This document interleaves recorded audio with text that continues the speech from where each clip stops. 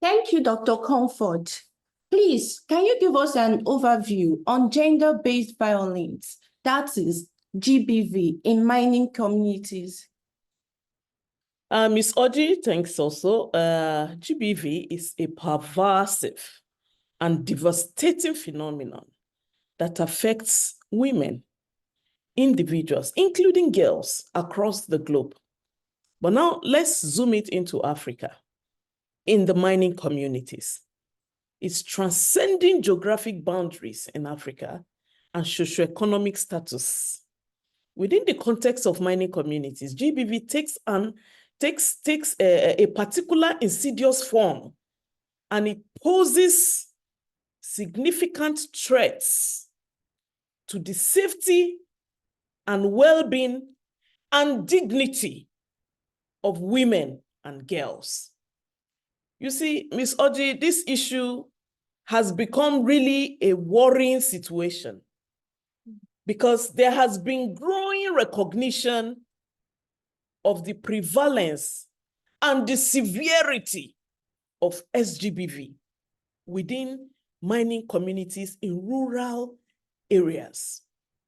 Despite the promise of economic opportunities, and prosperity that the mining industry often presents to women who are looking for means and ways to provide for their families, they migrate, to an extent, they migrate to these communities in search of their means of livelihood, in search of employment, and confronted with this harsh reality, they are disproportionately vulnerable to sexual violences and exploitation. There are so many studies that has taken place. Statistics have shown that women in mining communities experience high-level sexual violence compared to communities, non-mining communities. This disparity, if you see, there are some studies that I will give you the references after now. These disparities between mining and non-mining communities underscores the paradoxical nature of this situation. The very industry that women turn to for economic empowerment becomes the source of their greatest peril. Oh, that is sad. So what will you say is the nature of GBV in mining communities? The nature of GBV is multifaceted and it's very complex. It is often fueled by a combination of so many factors, including socioeconomic inequalities, cultural impunity, and so many other things that takes place within the African communities. Women working or living near mining sites are subject to various forms of violence, including sexual harassment, assault, trafficking, and all manner of exploitation. Moreover, the remote and isolated nature of many mining operations exacerbates the vulnerability of women, as access to essential services, support networks, and legal recourse when these things happen are very, very limited. So even fear of reprisal and stigma further silences the survivors of GBV in these communities, perpetuating a cycle of violence upon violence and impunity that comes with it. Thank you for that. This podcast will delve deeper into the prevalence and nature of GBV in mining communities, exploring its root causes, impact on survivors, and avenues for prevention and intervention. By shedding light on these critical issues, we hope to raise awareness, spark dialogue, and catalyze action towards creating safer and more equitable environments for women in mining areas. So, Dr. Comfort, can you elaborate on the root causes of gender-based violence in mining areas? Thank you very much, Ms. Oji. Like I said, in mining communities, this matter is a complex issue and its prevalence is rooted, like I said earlier, in a combination of cultural issues, socioeconomic issues, and even institutional factors. So understanding the underlying causes is crucial for developing effective strategies to address and prevent violence against women in these communities and in this context, most especially. So let me take the socio-economic dynamics. You know, economic disparities and inequalities play a significant role in escalating GBV in mining areas.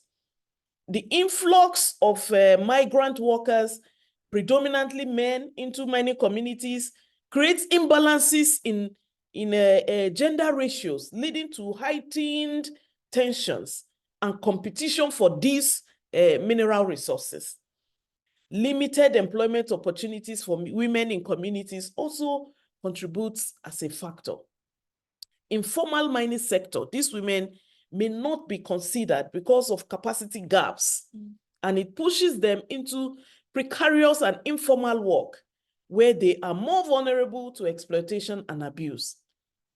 It has almost become a normal thing in some communities because the women have given up in seeing it as an abomination. So they just carry on with it. Economic dependency on the mining industry in order for them to also feed, for them to send their children to school, like the cases we had in some communities where the children and the mother, they all are at the mining sites. Why? Because they have to be there in order to raise as small as $3 to be able to pay their school fees. The school fees in that community is $3 per child for a term of 3 to 4 months. For a term of 3 to 4 months. And they cannot afford it. So the woman with her 5 children will now have to go to the mines, the youngest being 6 years old. And they're there with men, boys, you know, culturally cultured people and uncultured people. if you allow me to say that. So the dependency in order to raise and secure their livelihoods or support their families is a core reason why you see them at the mines, and then this culminates into GBV at the end of the day, most especially sexual harassment. So another point I would like to make is cultural norms and attitude. Deeply entrenched cultural norms and attitude towards gender roles and sexuality has contributed to the normalization and acceptance of violence against women in some rural communities. It's almost like an aberration for you to come as a woman and say, oh, I've just been violated by so man. Others will look at you like, why? And so what? So it's prevalent in many communities. And it perpetuates a culture of aggression and dominance, which is very, very unfair and calls for great action to stop this. Stigma also and victim blaming attitudes towards survivors of GBV serve to silence and discourage reporting.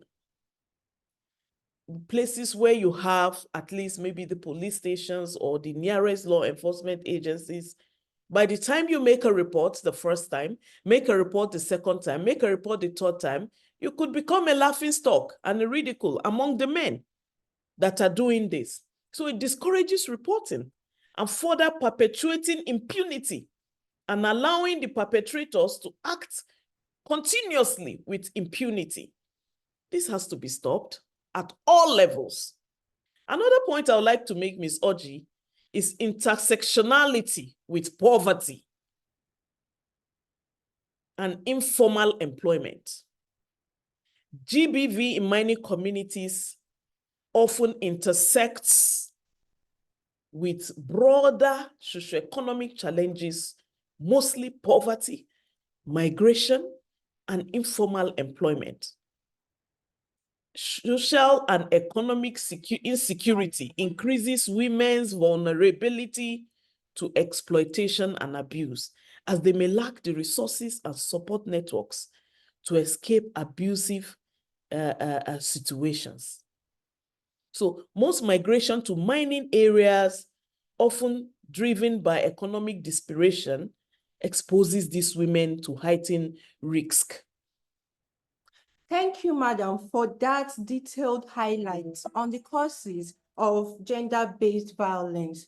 So what will you say is the action, what actions is best for joining the movement to end gender-based violence in African mining communities? Thank you, Ms. Oji.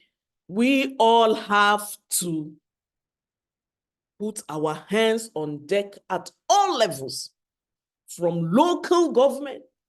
In fact, if there's any lower strata, lower than local government, the chiefs, the rural community leaders, youths, please frown at this. The youth leaders, you know, I have worked in several communities, and I have seen how I've seen the impact that leaders in the grassroots, lower than the local governments, the impacts they can bring to bear on effecting changes on so many issues that borders around the community, social and economic well-being. So we have to raise awareness.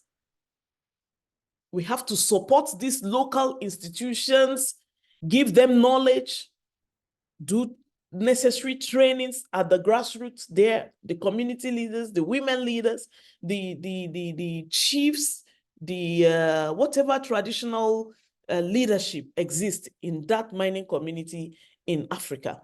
We have to raise awareness for them. We have to increase support organizations. We have to advocate for policy reforms,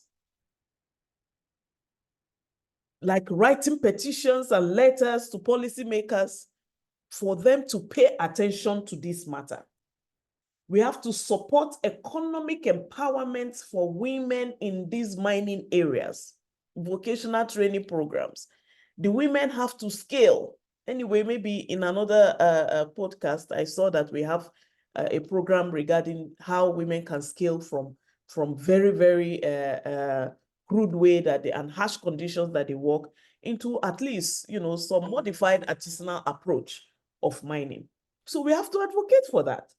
We have to provide safe places and the support services for reporting and punishing offenses. And we have to also educate the women about the intersections of gender-based violence with other forms of oppressions, and empower both the women and the girls in the mining communities through leadership training, skill building, innovations, enabling them to assert their rights and advocate for change.